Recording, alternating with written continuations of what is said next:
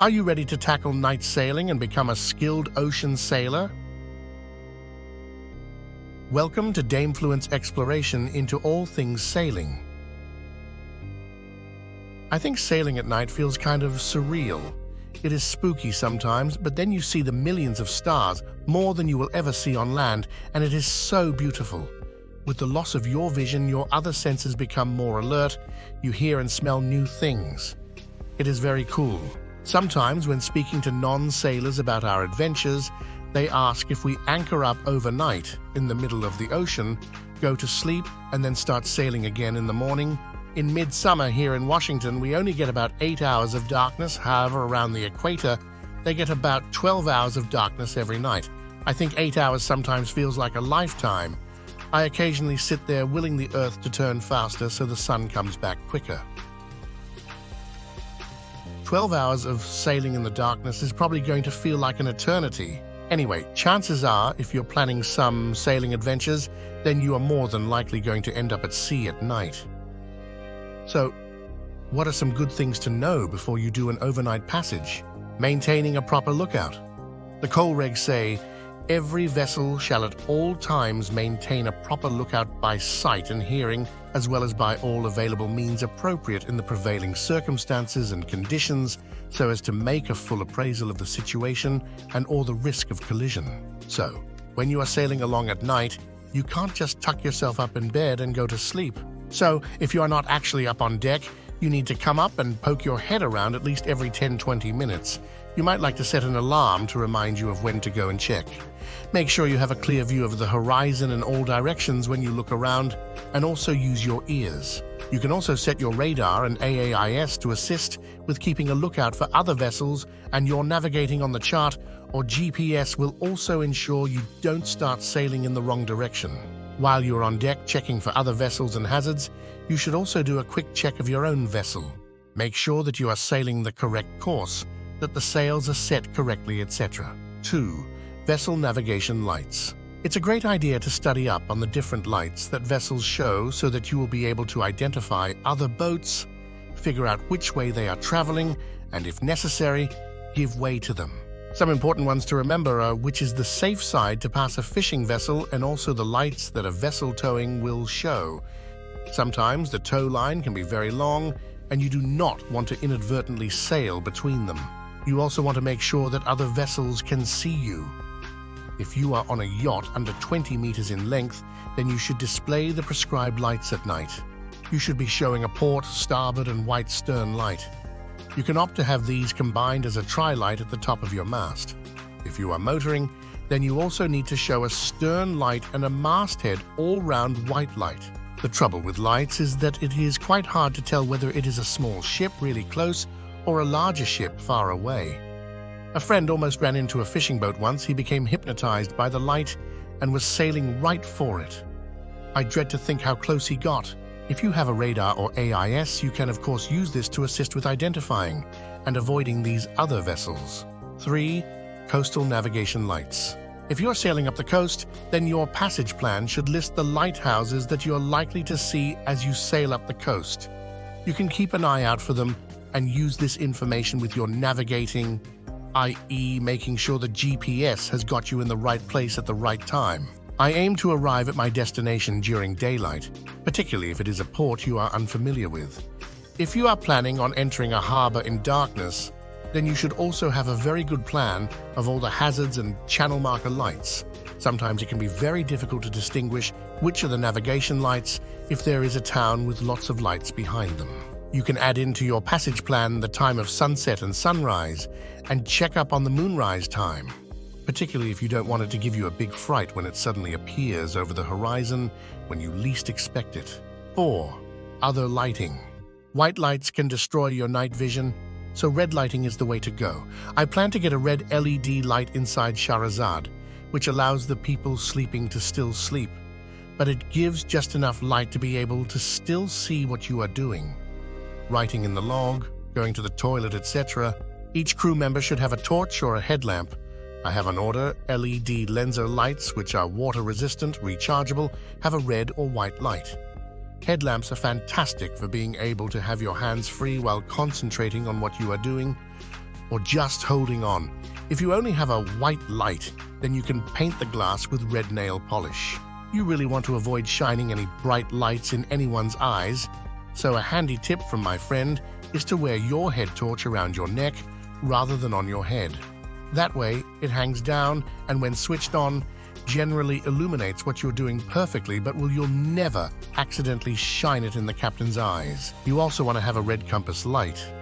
I don't have one at the moment, but can make do with a clip-on red bike light dangled above the compass. I use Navionics on my phone for navigating, but even on the very lowest setting it is still quite bright and can again have an impact on your night vision. It can take about 10 minutes for your eyes to fully adjust to the darkness, and your night vision improves with time in the darkness. Check your batteries before it gets dark and monitor your power consumption. You will have your lights, GPS, possibly an auto helm all at work, not to mention all the other bits and bobs you have got charging, and you don't want to drain your batteries. Of course, if there are any issues, then you are probably going to want to have good bright lights to see what is going on. Cooking dinner in the engine bay, rifling through cupboards looking for spare parts if you end up hitting something and have water coming into the boat. I have recently replaced Shahrazad's old incandescent lights with new LED lamps. They are very bright and great for that kind of thing, but not such great mood lighting.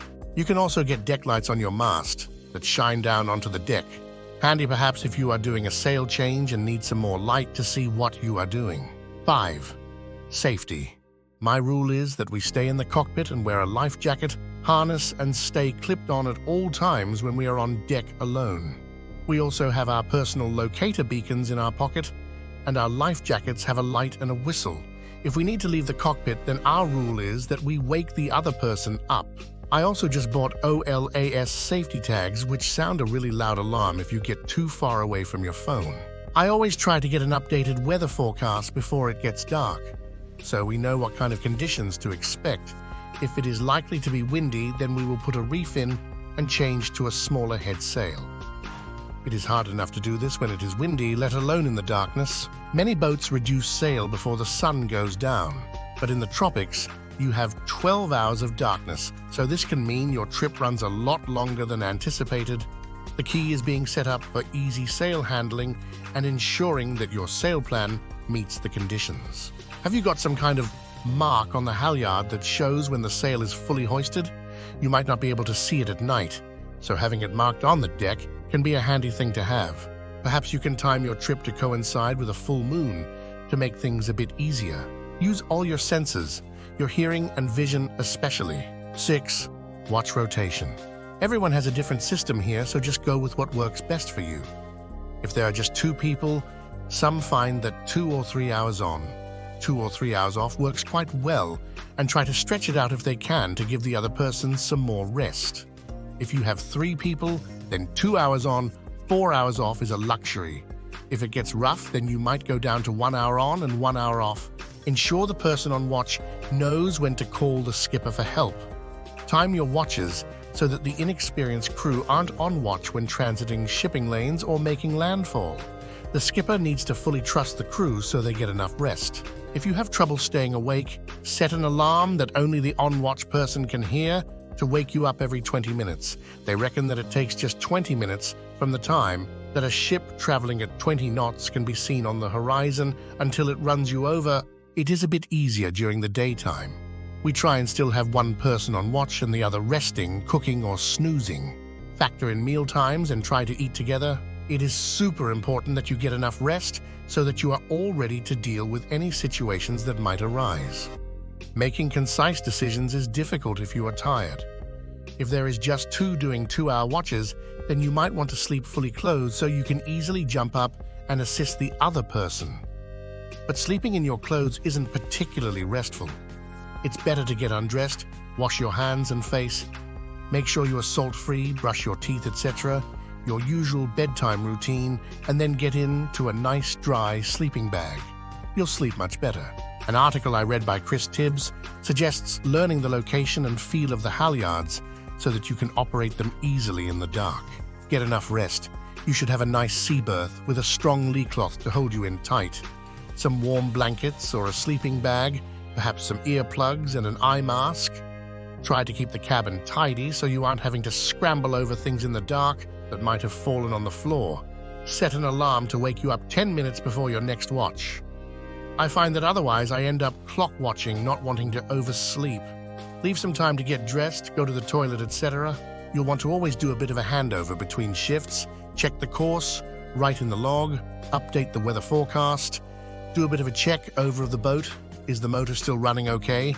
Do you need to consider reducing sail? Has there been any issues? Any shipping in the area? Make sure the other person is fully briefed and awake before you head off to bed. You and your sailing partner might find that you have two completely different experiences on the same passage.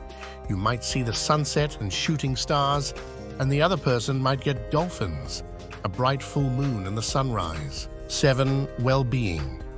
Sometimes you might be more susceptible to seasickness at night, particularly if it is very dark.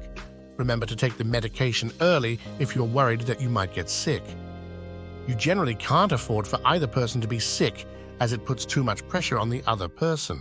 Have a nice hot evening meal together before you start your night watch rotation. Keep the leftovers in the pot so they can be reheated for a midnight snack. Have a decent breakfast planned as well. Porridge if it's cold, some yogurt and fruit if it is hot, bacon and eggs.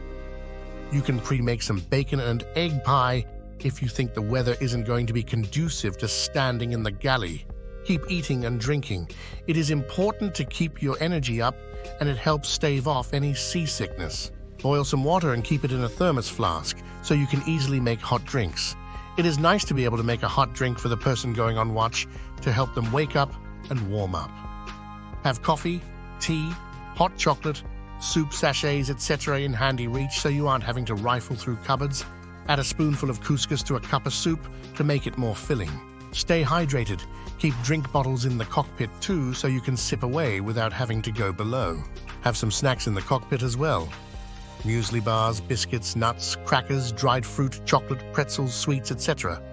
Having something to nibble on helps to wake you up and give you a bit of much-needed energy to keep you going for a couple of hours. Here and in Washington, it gets really cold at night, even in the summer. So wear some warm boots, some woolen socks, thermal tights and top, a warm pullover, and wet weather pants and jacket. Add gloves, a woolen scarf and a hat, then a life jacket and harness. Don't forget to have a knife and a PLB in the pocket. Some people enjoy reading. A Kindle is great as you can have the light turned down much lower than on an iPad. Listening to music, audiobooks, or podcasts, just make sure that you can still hear what is going on around you as well, i.e. any changes in the sound your motor makes or the sound of an approaching ship, for example. Sometimes it can be reassuring for the sleeping crew member to hear the person on watch moving around. So go below every so often. Make sure there aren't any annoying noises and that kind of thing. Download a SkyChart app on your phone so that you can learn all the different constellations. 8. At anchor. And your nighttime adventures don't end when you reach port. You are bound to sleep better than you did at sea, but boats still make plenty of weird noises to keep you awake at night. Boats at anchor need to show one all-round white light from the top of the mast. Note that I have heard that if another boat hits you at night, then the first thing the insurance company will ask is if your anchor light was on. Another friend mentioned that they sometimes leave another all-round white light lower down, illuminating the bow area. Sometimes that white light at the top of the mast can be hard to see when you are looking straight ahead. If you are on a mooring in a designated mooring field, then you don't need to show an anchor light, but if there are lots of boats coming and going and you are on board, then I'd be leaving mine on. Many people like to set anchor watch alarms. This means that if your boat moves from within a defined radius, an alarm will sound. It is good to be wearing sensible pajamas, as sometimes you can be up and down all night if it is windy. Keep your headlamp torch and spotlight close by the bed. If you are heading ashore and plan to come back after dark, then be sure to turn your anchor light on before you go. I have also heard of people putting reflective tape on their boats so that when you shine your bright torch, you can easily identify your boat. It can be quite hard to find them in the dark. If you are entertaining, then it is nice to have some mood lighting. I have recently discovered these awesome Lucy lights. They are solar-powered, inflatable waterproof lights that come in either white or multicolored. The multicolored one has about 8 different colors and also a rotating setting where it changes color every 10 seconds or so. The white one has 2 levels of brightness and also a flashing setting. I think they're pretty cool. You can also get cork lights. They charge up in a USB port and you put them in the top of a bottle and it lights up the bottle, creating a lovely ambience. Both options are much safer than candles. Do you have any other nighttime sailing or at anchor tips you can share? If you like this video and would like to see more content like this, please give a like and subscribe to the channel. I would love to hear about your nighttime sailing adventures, so comment below to share your stories.